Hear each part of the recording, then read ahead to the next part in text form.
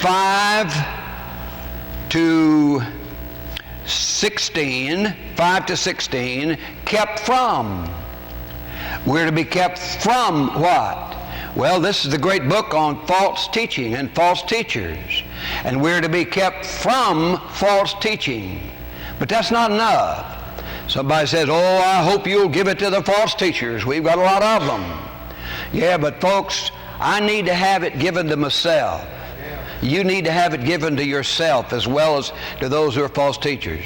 When I was coming over in the car with Pastor Wood tonight, I just said to him, I believe that anytime I teach a book in the Bible like this, there ought to be a permanent difference in my life. Now, you Sunday school teachers, you say, well, I've got to hold the attention of those kids. But now when you teach that Sunday school lesson, you ask God to make a permanent difference in your own life. Amen. Through teaching that Sunday school lesson. Oh, how important that is. You know, I gave it to them. Used to have a dear old fellow back home who said, preacher, give it to them. Give it to them. And you know that idea. He got them told. He got them told. And I tell you, that fellow who always said to the pastor, preacher, you got them told. You got them told. And then one time there was a big snowstorm or something like that, and only the pastor and this one man were present. And the preacher went right on and preached. And he wondered what the man was going to say. You got them told. When he went, the fellow looked at him and he said, preacher, if they'd been here, you'd have gotten them told. See? No, yeah, gotten them told. You know the idea, I've got one finger coming to you and 3 coming back to me. I got that, I think, from Dr. Charlie Woodbridge. And I tell you, the Lord speaks to me often through that. Kept from false teaching and from the ways of the false teachers.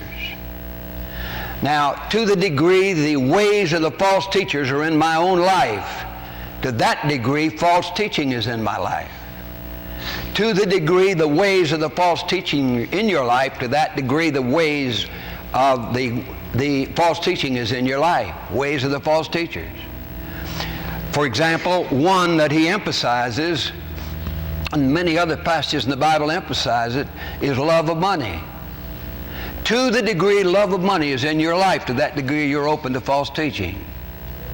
You say, well, now here's a person who's recently become a Christian, and he's apt to listen to some of these things on the radio and some of these things on television that'll turn him away from the Lord, and I must give him instruction.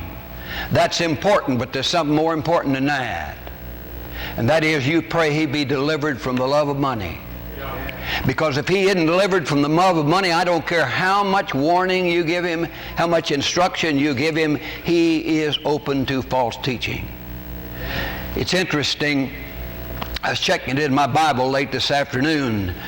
Money in the New Testament 5 times is called lucre, L-U-C-R-E. And all 5 times the word filthy goes before it. Filthy lucre. Filthy lucre. You say, money isn't wrong. Well, I know one man who was raising money for church products said, isn't wrong to have money?